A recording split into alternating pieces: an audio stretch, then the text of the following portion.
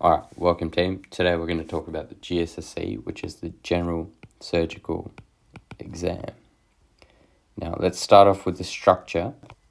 So it's split up into 2 days, day 1 and day 2. The first day will be anatomy, and the second day will be physiology and pathology. Now, you need to pass all 3 components and meet a minimum standard to be able to pass the exam. But not only that, you also need to meet an overall competency score, which is higher than the individual minimum standard scores, which means that if you scrape by and pass all of the individual components, if you haven't done well enough in a cumulative setting, you still wouldn't pass. So it's important to pass all of these, but also important to do well across the board, or at least in one of them, to be able to meet that minimum overall score. Now let's talk about what the individual sections are broken up into. So the anatomy sections are broken up into spotters and MCQs.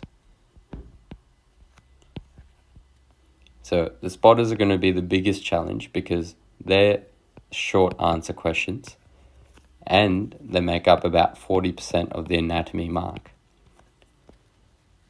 The MCQs, on the other hand, will be a true-false usually.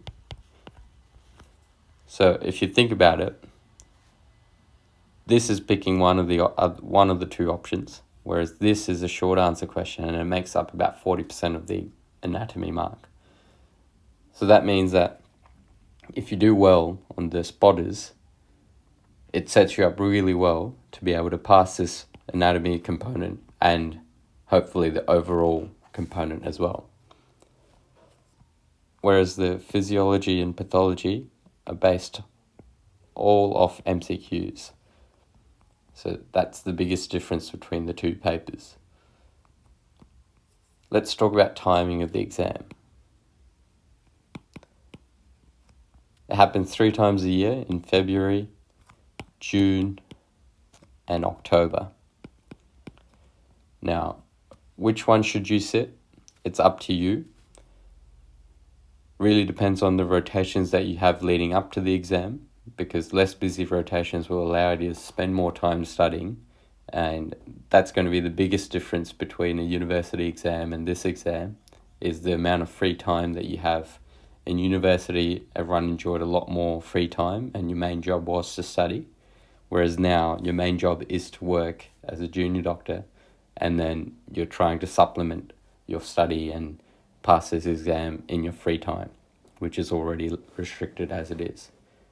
Having said that, at the end of the day, this is your responsibility. It doesn't matter what rotation you're on, you just have to make the time. I know people that were already working as registrars and they had to study in the morning before they went to work, a couple of hours for a few months consistently, and that was how they managed to pass the exam. I know other people that were purely doing night shifts before the exam for 3 to 6 months leading up to it, and they utilized it to their advantage because they had the night shifts, which meant they would also have a few days off, and they used those few days off as a period of intensive study. So that then begs the question, how long should you study for? Really depends on what your foundation is like, but there's typical standard advisors anywhere between 3 to 6 months. I erred on closer to the 6 month side of things, where I spent the first 2 to 3 weeks just planning how I would go about this exam and understanding the exam in more detail, understanding the syllabus, understanding what people in the past have done to pass this exam. And then the next 1 to 2 months, I would say, I spent figuring out how I was going to study for all the content and how I was going to retain all of this knowledge in 4 or 5 months. Now I can make more videos about that as well in the most effective way I found, but that took up the next 1 or 2 months. And then the 3 to 5 month mark, is when a majority of the study actually happened. So all of the volume of content that I consumed was exponentially increased during this period, because that's when I had a lot of the anxiety, a lot of the urge, a lot of the pressure to get all of this content in. And then in the last month, I was still studying, but I was a bit hesitant in banking on all of this study to be as well fleshed, as well understood. And so I did a lot of managing expectations, managing anxiety, and also planning what I was going to do on the day of the exam, which means sorting out leave and sorting out how I was going to get there, logistics, that sort of thing.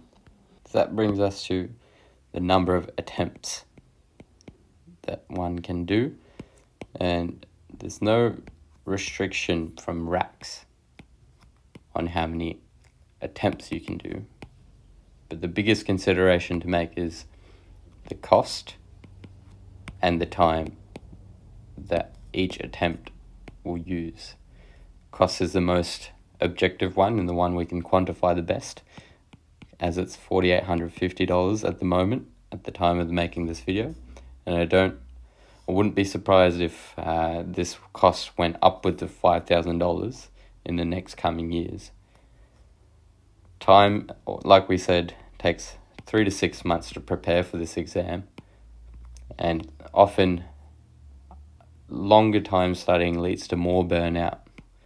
And if you look at the statistics, the highest percentage of pass rate is for people who are on their first sitting, which means that the more attempts that you need, the less likely it is that you're going to get through. This goes back to what a wise man once told me about this exam, which is that do it well and do it once. Now, I'm not saying that everyone needs to pass it on the first go, but if you have the power of time and the power of planning, then there's absolutely no reason that you shouldn't be planning to do this on the first attempt. So make sure you give it your best shot on the first go. Alright, so that's a brief overview of the exam.